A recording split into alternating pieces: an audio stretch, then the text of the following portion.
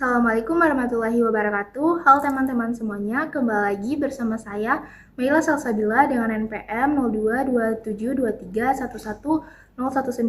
Saya merupakan mahasiswa semester 4 dari kelas A Fakultas Ekonomi dan Bisnis, Program Studi Akuntansi Universitas Hairun. Pada video kali ini saya akan memberikan pemahaman bagi kalian semua mengenai teknik analisis data metode hermeneutika. Nah, berikut ini penjelasannya. Nah, jadi apa sih yang dimaksud dengan hermeneutika? Jadi, hermeneutika adalah metode interpretasi yang digunakan untuk memahami teks, simbol, atau fenomena lain dalam konteks sejarah, budaya, dan bahasa. Pada awalnya, metode ini berkembang dalam studi teologi dan filsafat untuk menginterpretasikan kitab suci. Namun, dalam perkembangannya, hermeneutika digunakan dalam berbagai disiplin ilmu, termasuk ilmu sosial, filsafat, sastra, dan linguistik, serta analisis data kualitatif. Pertama yang saya bahas itu mengenai definisi dan asal-usul hermeneutika. Hermeneutika berasal dari kata Yunani hermeneon yang berarti menafsirkan atau mengartikan.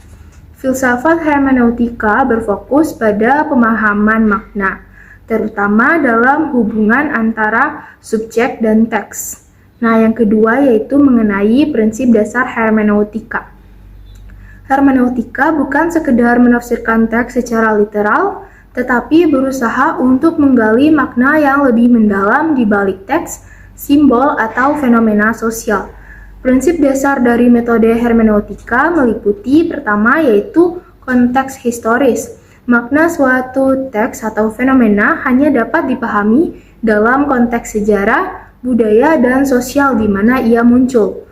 Yang kedua yaitu prasangka atau prejudis.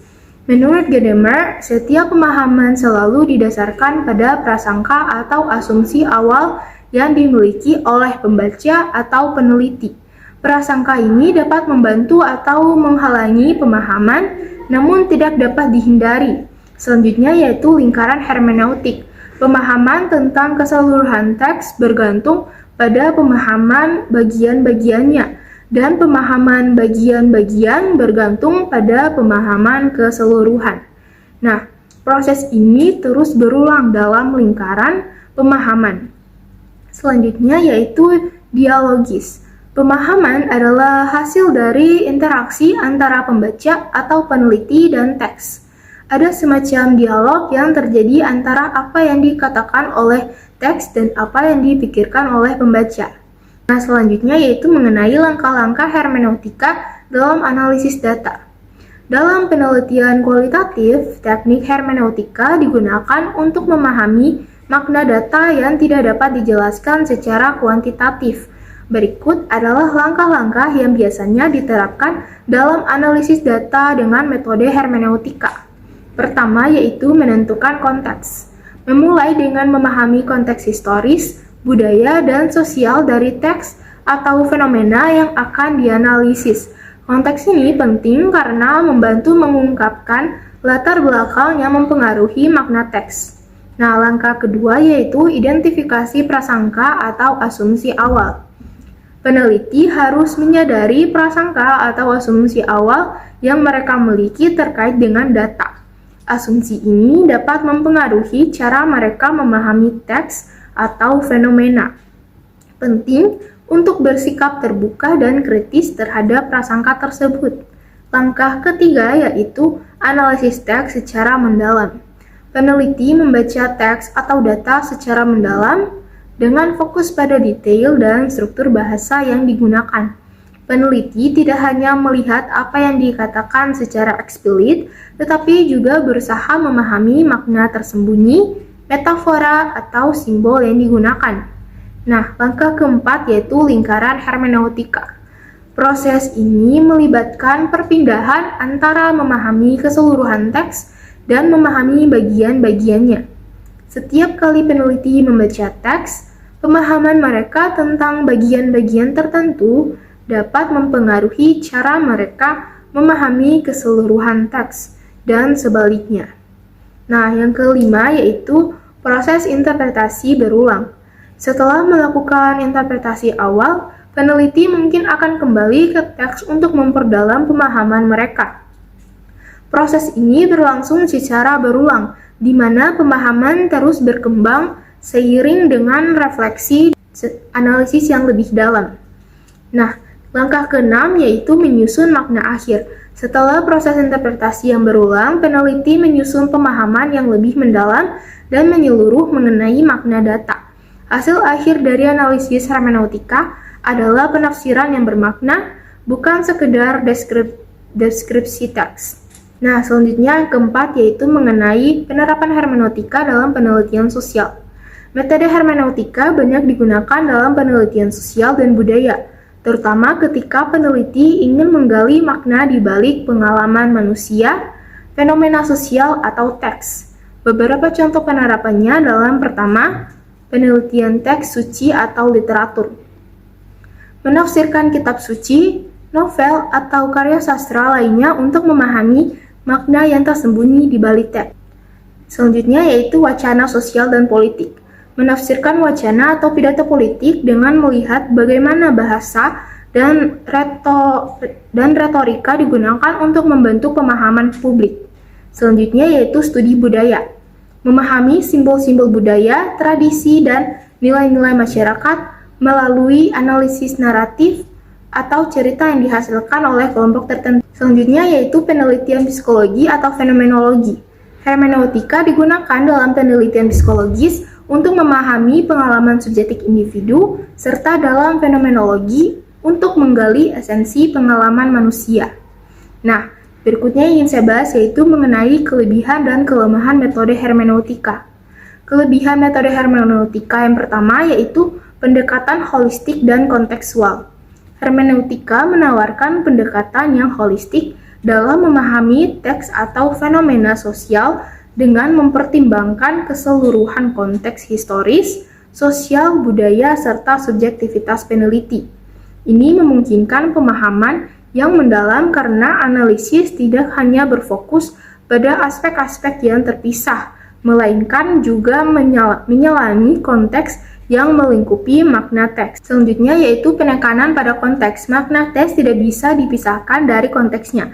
Hermeneutika menekankan bahwa untuk memahami sebuah fenomena, kita harus memahaminya dalam konteks yang luas, baik konteks sejarah maupun konteks sosial budaya yang mempengaruhinya. Nah, kelebihan kedua yaitu kedalaman pemahaman.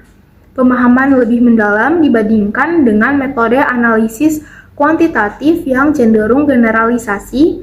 Hermeneutika memungkinkan peneliti mencapai pemahaman yang mendalam dan terperinci mengenai subjek yang diteliti.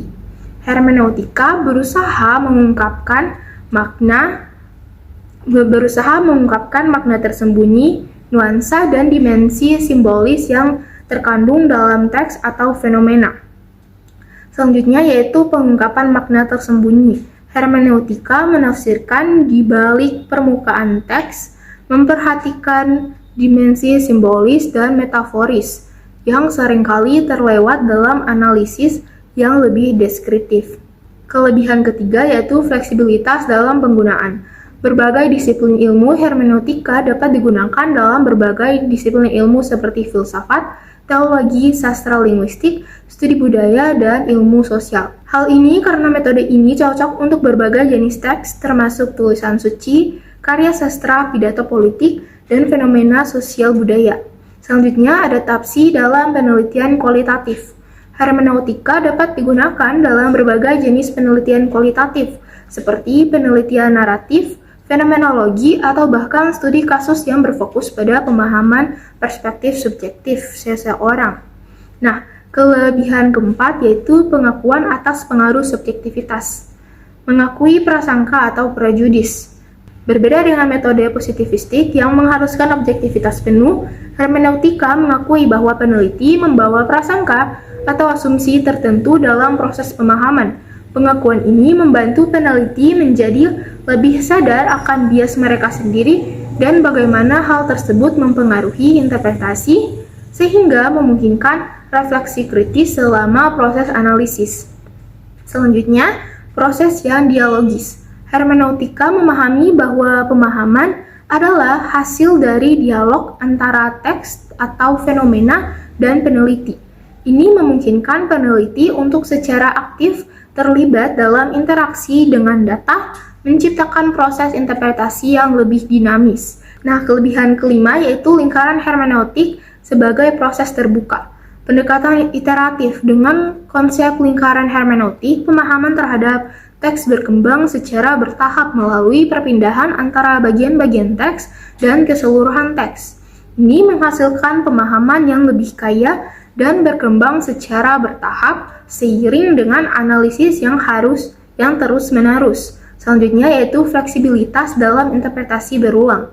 Hermeneutika memungkinkan revisi interpretasi berulang kali yang membantu memperdalam pemahaman seiring peneliti mendapatkan lebih banyak wawasan. Nah, selanjutnya yaitu mengenai kelemahan metode hermeneutika. Kelemahan pertama yaitu tingkat subjektivitas yang tinggi. Subjektivitas peneliti, salah satu kritik utama terhadap metode hermeneutika adalah tingkat subjektivitas yang tinggi. Karena hermeneutika melibatkan interpretasi, hasil analisis seringkali sangat bergantung pada perspektif dan asumsi pribadi peneliti. Ini membuat hasil analisis rentan terhadap bias dan cenderung lebih sulit untuk divalidasi. Selanjutnya, interpretasi yang beragam. Setiap peneliti mungkin memiliki interpretasi yang berbeda terhadap teks yang sama karena masing-masing membawa prasangka, latar belakang, dan pengalaman mereka sendiri. Ini bisa menjadi kekuatan tetapi juga bisa menjadi kelemahan karena kurangnya standar objektif yang jelas. Kelemahan kedua yaitu kurangnya replikasi dan validasi. Nah, tidak bisa direplikasi dengan mudah.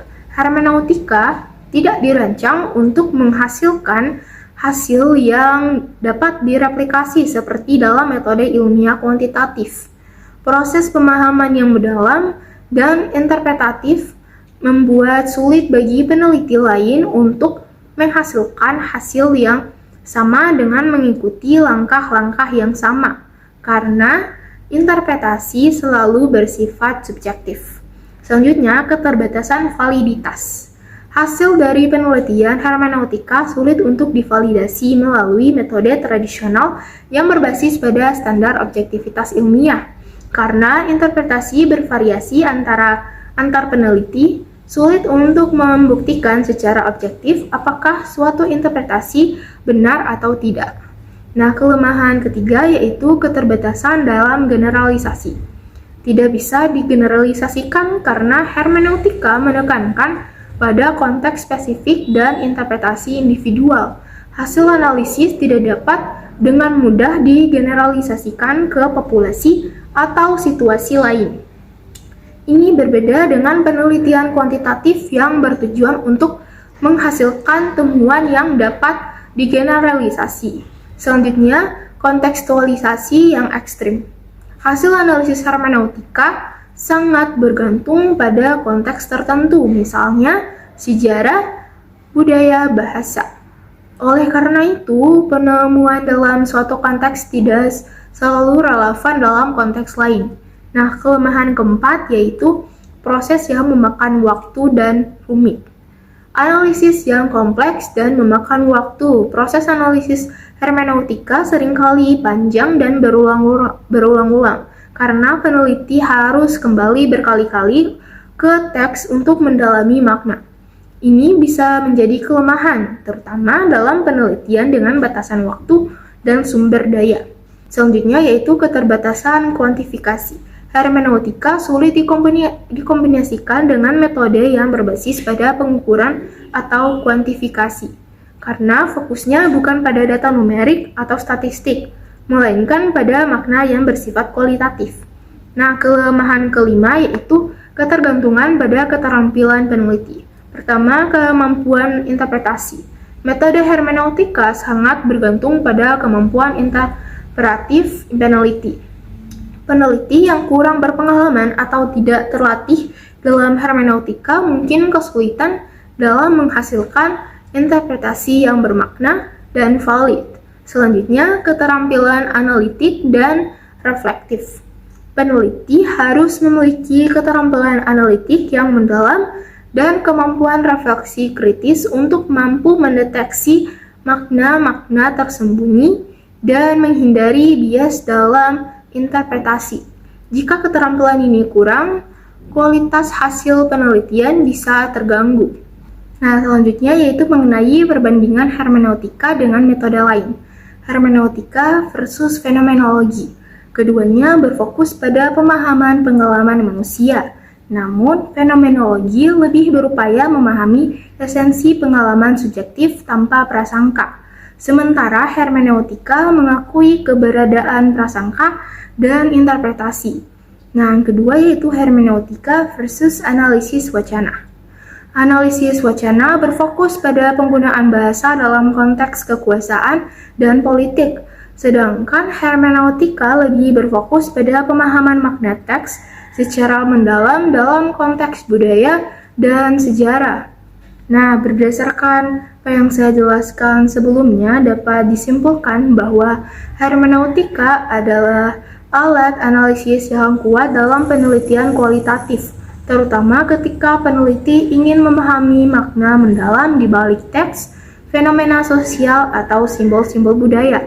Dengan langkah-langkah interpretasi yang teliti dan reflektif, hermeneutika memungkinkan peneliti untuk memahami kompleksitas makna yang tersembunyi di balik konteks historis dan budaya. Nah, itu dia penjelasan dari saya mengenai teknik analisis data metode hermeneutika. Semoga video ini dapat memberikan manfaat bagi kalian semua. Terima kasih bagi yang sudah menonton.